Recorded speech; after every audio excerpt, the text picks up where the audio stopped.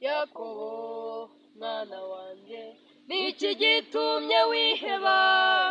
ukabaha uvuza induru uhumure ndi Mana yawe Yakobo mwana wanjye niki gitumye wiheba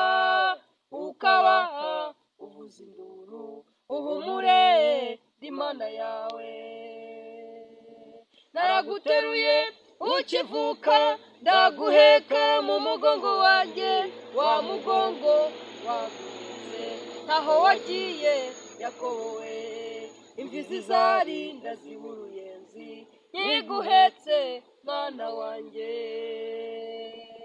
naraguteruye ukivuka ndaguheka mu mugongo wanjye wa mugongo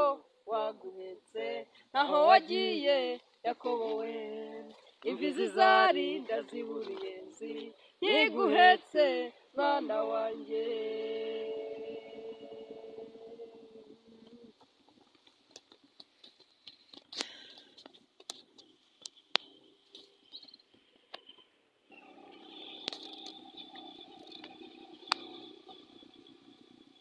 uca amazi